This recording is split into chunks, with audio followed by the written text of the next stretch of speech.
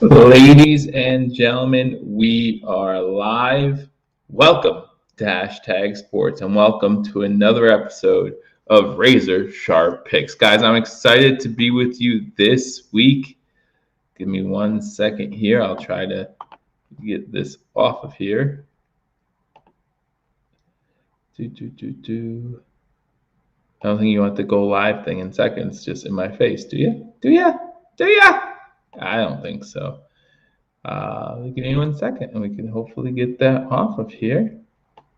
Or I can just move over like this. Let's do that. Until I figure it out so you can see my half pretty face. Ladies and gentlemen, welcome to Hashtag Sports and welcome to this edition of Razor Sharp Picks. Guys, I'm excited to be with you guys as every single week it seems like we're getting a little better and better at these picks. And it happened last week again. Double-digit wins, both straight up and against the spread. So happy about that. Hope you guys are watching along and enjoying these picks as I continue to go further and further above 500. I want to make us all a little money here, and hopefully if you're banking on these picks, again, I feel sorry for you for banking on these picks, but at the same time, hopefully I am making you some money. So again, guys, I'm going to try to get this off the screen real quick as we go ahead and do our Razor Sharp Picks.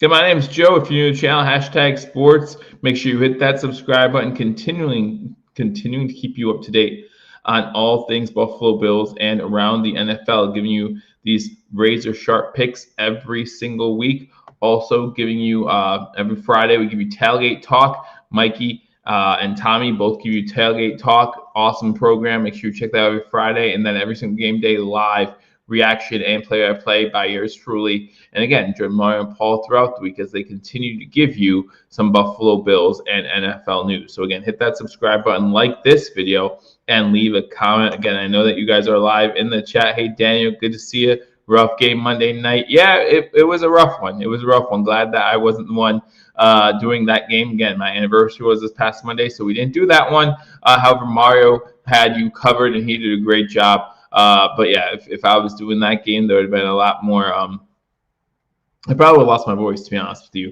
Miguel, hey, some technical difficulties. No, I don't know why the Power by Melon thing is coming on here, but as long as you guys can hear me and kind of see me, I'm glad about that. So again, last week we went 10-4, both straight up and against the spread. So our overall record, you can see it down on the bottom against the spread. 53, 39, and 2, straight up 65 and 29. So not a bad record if I do say so myself, doing a lot better than some of the other prognosticators you see on Fox, CBS, all those ESPN, all those sports analytic programs. Thank you very much, Daniel. We had a great time.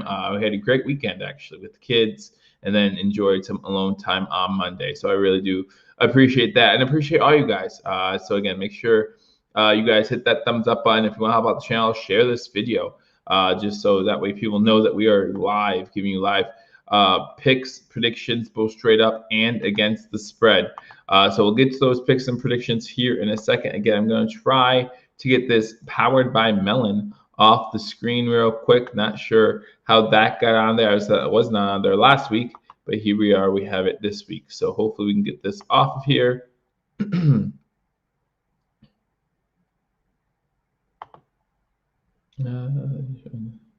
No, cancel. I just want to get that off there if I can. If not, I'll make my picks with that on the screen. What do I care? What do I care what's on the screen? As long as I'm right, that's all I care about. As long as my picks are good, that's all I really care about. And again, I know it's late here on the East Coast, so I'm glad that you guys join me again on this late hour. I'm actually watching the Knicks-Celtics game as I'm doing my picks, so I'm having a little double dipping in the action today. If you guys like basketball, let me know your favorite basketball team in the comment section. I am a Knicks fan. Glad to see us back on the winning track last season. Hopefully it stays true this season. Looks like we're going to win against the Celtics. So let's get straight into these picks, guys. I'm not going to mess around too much longer. Again, hey, we're powered by Melon, so there you go. But again, thank you for joining me on Hashtag Sports. We're going to start with the Thursday night game. Actually, let's start by telling you who's on a bye this week, which teams have a bye this week. And it starts with our Buffalo Bills. We don't have to worry about a repeat of Monday night. Our Buffalo Bills have a bye, so we got to sit back and relax this weekend. The Cowboys have a bye, the Jaguars have a bye, the Chargers have a bye, the Vikings and the Steelers. All 6 teams have a bye. This is actually the biggest week when it comes to byes in the NFL. 6 teams on bye. That's the most of any week this year in the NFL. So the fewest games played will be this week, week 7 of your NFL season. So it starts on Thursday Night Football. The Astros beat the Sox up 3-2 in that series. Yeah, I saw that. The Knicks, like I said, the Knicks are up 112-106 with less than a minute to go. So it looks like the Knicks, and they just game possession. So it looks like they're going to win that one. So it starts with Thursday Night Football. The Broncos at Cleveland playing against the Browns. The Browns still 2-point favorites. Now, when the money line opened up, the Browns were 3.5-point favorites. That's dropped down to 2 with the news that Baker Mayfield is not going to start. If you think about this Browns team coming into this game, a lot of injuries. You're talking about Nick Chubb. You're talking about some big key pieces. Baker Mayfield ain't even playing in this game. Big key pieces that are either out or going to be injured while playing this game. I think you have Case Keenum coming in as the backup quarterback for the Cleveland Browns. Denver coming in, not looking the greatest, right? They're still fighting for the AFC West. They're still fighting for potentially a wild card spot towards the end of the season. They're still looking half decent, but not as good as maybe some people thought they would at the beginning of the year, right? Now, for me, the question is, who's going to score on whose defense, right? It's not about the offenses, right? We know the offenses are going to struggle. The Cleveland Browns with Case Keenum, and then you have the Denver Broncos. Their offense has been hot and cold over the past few weeks, so we don't know what to expect. So will Denver be able to put points against this Cleveland Browns defense? Will Cleveland be able to put points against this Denver defense? Listen, if I was picking the over-under on this game, I would take the under all day, unless it's like 35 points or something like that. I think that the under is going to be hit pretty easily. Yeah, Baker Mayfield is out for this game. It was just announced today, so he will not be there. So it is what it is, and Cleveland has to move on. Obviously, your backup Case Keenum, he's been a starter before in this league. He knows what he's doing. He's been around the block a couple times, so we don't have to worry about him being starstruck or him not being able to know the playbook or anything like that. And in fact, a lot of these guys are going to be backups playing on Thursday because of the injuries to a lot of the other Cleveland Browns starters. So the Cleveland Browns still 2-point favorites. And listen, when you have all your backups playing and Vegas still says you're the favorite, something's going on there, okay? You talk about the Denver Broncos, they lose hours, on the trip, right? Going from Denver to Cleveland. So a Thursday night game, already a short week, going to be shorter due to the time differential. Even though Baker Mayfield's out, give me the Browns to win this one in an upset. Give me the Browns to win. Give me the Browns to cover that 2-point spread. Moving on to Sunday, you got the Panthers at the Giants. The Giants 3-point underdogs at home against the Carolina Panthers. The Panthers coming off a tough loss to the Minnesota Vikings just last week. I like the Panthers in this game, not because I really think the Panthers I think his shoulder's messed up. Yeah, Mayfield's out due to a shoulder injury.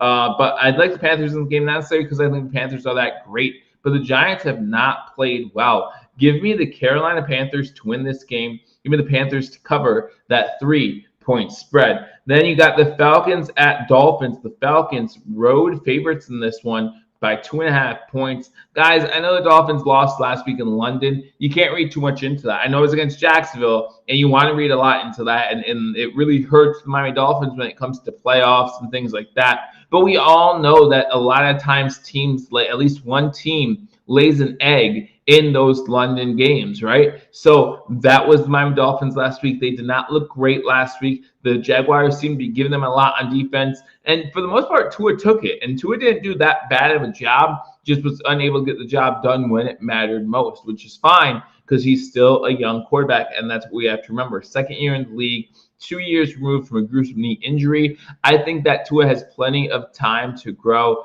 Rumors of a Watson trade to Miami happening this week. Listen, we've heard rumors of a Watson trade to Miami 3 or 4 times now, and it still hasn't happened. So until it happens, I'm not going to get that worried about or excited over it. And let's be honest, we play Miami next week, and that's the last time we play Miami this season. So even Watson trade this year against for the Dolphins won't matter much for our Buffalo Bills. Hopefully, we can play them twice before Deshaun Watson really gets acclimated to the offense. Even if he's traded this week, the chance of him being acclimated to this offense by next week are very slim.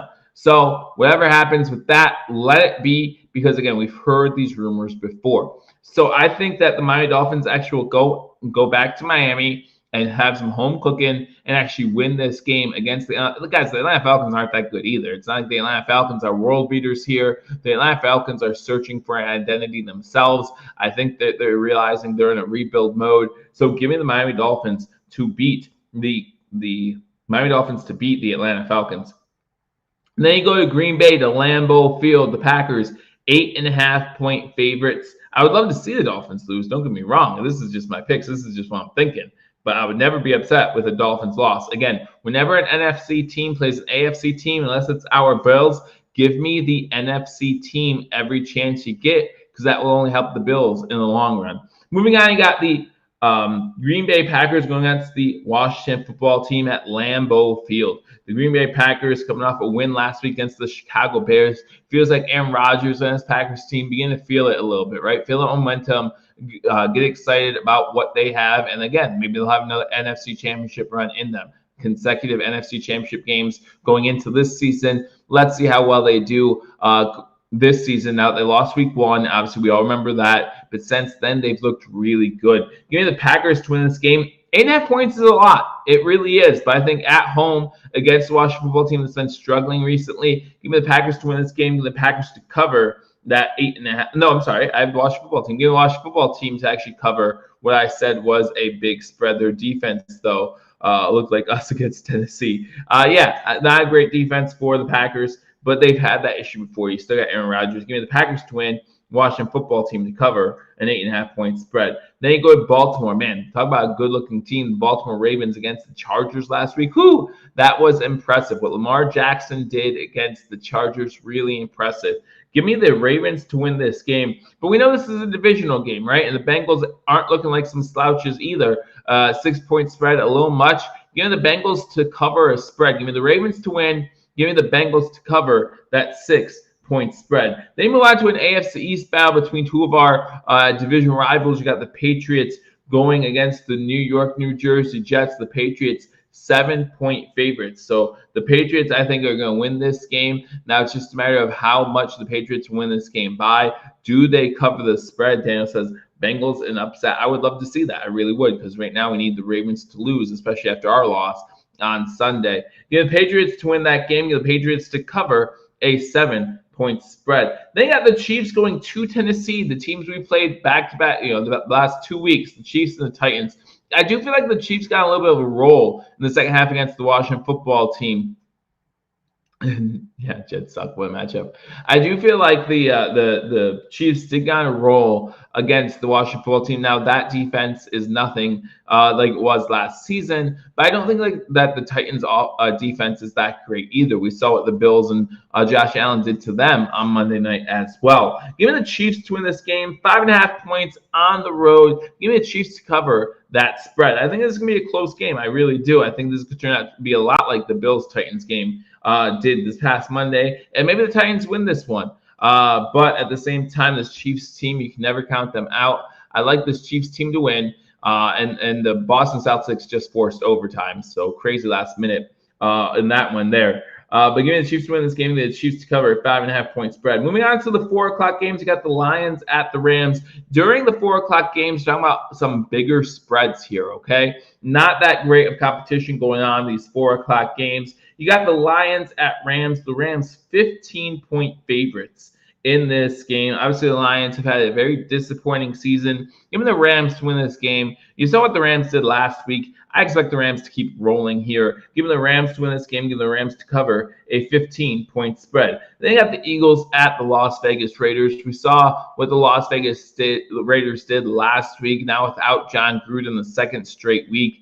I like the Raiders in this matchup. The Eagles just haven't really looked that good. Now, for the Eagles, you do have the benefit of the extra time since they played last Thursday. Have a little bit of a break there. But give me the Raiders to win this game. Give me the Raiders to cover a 3-point spread. The biggest spread of the weekend, 17.5 points. You got the Houston Texans going up against the Arizona Cardinals, the only undefeated team left in the NFL. The Arizona Cardinals at home this time to play against the Houston Texans. Guys, 17.5 points. That's a lot. That's an awful lot to cover for an NFL team. And I don't think that this Houston Texans team is Okay, they are as bad as we think they are. They really are. They're really, really bad.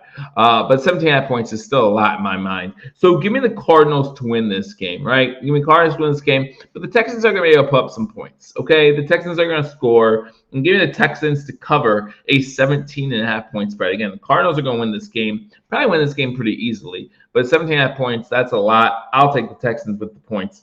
Then you have Tampa Bay at home, Tom Brady going up against the Chicago Bears. The Bears losing last week in Lambeau Field. The Tampa Bay Buccaneers 12.5 point favorites. Again, a lot of points, right? You're talking about double-digit points in the NFL. I have a hard time, even though I did it with the Rams, I still have a hard time going with the double-digit favorite when it comes to against the spread. So give me the Buccaneers to win this game. Again, these games, these last 3 of the last 4 games, double-digit spreads, all 4 o'clock games. Obviously, a double-digit spread team is going to win. It's just a matter about how much. So give me the Bucks to win this game. But give me the Bears to cover that spread. I feel like the Bears are beginning to come into their own a little bit, and their offense is getting better. Justin Fields is improving that offense day by day. Give me the Bears to cover that spread. Buccaneers win the game. You move on to Sunday Night Football. Sunday Night Football, you got the Indianapolis Colts going into San Francisco. Not really San Francisco, but it's close enough. Play the 49ers. The 49ers are 4-point favorites in this game. I like the 49ers in this matchup. I think the 49ers get back on the winning side of things after a bye, I believe, last week. Give me the 49ers to win this game. However, give me the Colts to cover a 4-point spread. Easily could see this as a 3-point game. We saw Wentz begin to play a lot better for the Indianapolis Colts, and I expect that to continue. However, I think the 49ers still pull this one out and win this game, but give it like a 3-point game. Give me the Colts to cover that spread. Then you got Monday Night Football. What's better than Geno Smith in primetime for 1 week? Geno Smith in primetime back-to-back weeks. Obviously, the NFL did not know that Russell Wilson would get hurt and that Seattle Seahawks would be on Geno Smith. So we do hope Russell Wilson gets better as soon as possible. Great quarterback in the NFL. However, as it is, Geno Smith is playing for the Seattle Seahawks, and he's serviceable, right? We saw what he did last week against the Steelers. He's serviceable. The Saints, hot and cold. You don't know what to expect from the Saints. 1 week, they'll put up 5 touchdowns, put up 40-some points.